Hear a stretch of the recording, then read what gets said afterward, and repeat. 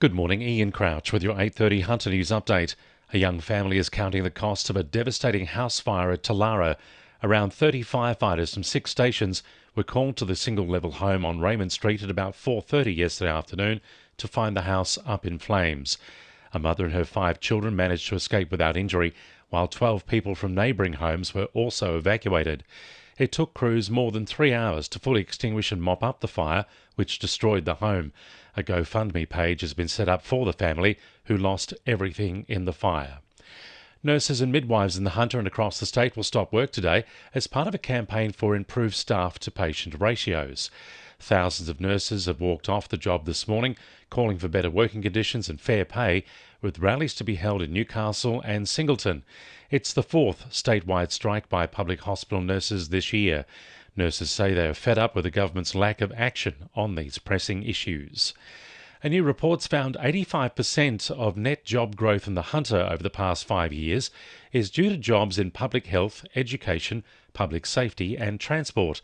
The Hunter Workers Commission study into the public sector has also revealed the average state worker is losing out on almost $17,000 a year due to wage caps. Secretary Lee Shears says it should be a hot topic on the campaign trail ahead of next year's state election. For too long we hear from governments and prospective governments kick the public sector around as a plaything leading up to elections and during the electoral cycle, and used as an item number on a budget sheet to demonstrate fiscal responsibility. Newcastle councillors say the state government must lead the program for mass sand nourishment at Stockton Beach. A notice of motion signed by councillors from all major parties calling for urgent action on offshore sand extraction to replenish the beach was supported at last night's meeting. Council says federal and local government funding has been secured for the mining licence and approvals, but the state government is dragging its feet in getting the work underway. Lake Macquarie's top volunteers have been celebrated for their hard work through the year at last week's Landcare Awards. Volunteer Network Chair Lois Simpson received the top award of the night to honour her work in the community for more than 10 years.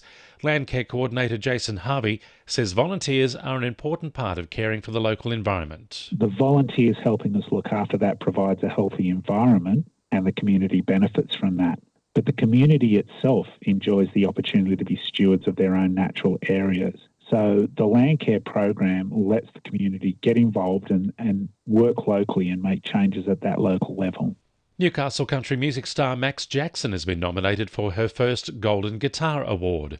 She's been nominated in the New Talent of the Year category after winning the 2022 Tamworth Country Music Festival's Star Maker competition.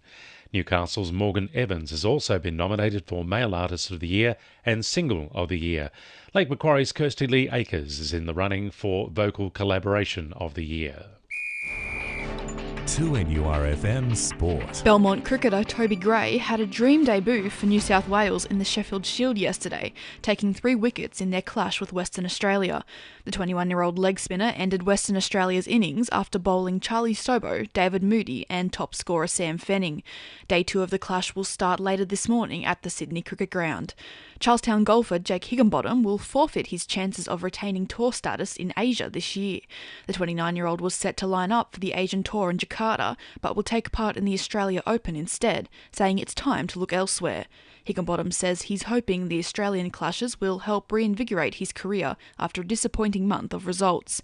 And the Jets will head to Tamworth this morning ahead of their friendly clash with Melbourne City this weekend. That's sport. I'm Bella Middleton. And the winning numbers in Oz Lotto are 1, 12, 15, 19, 22, 27 and 40, and the supplementaries are 23, 33 and 35. And now you're up to date with the latest 2NURFM Hunter News.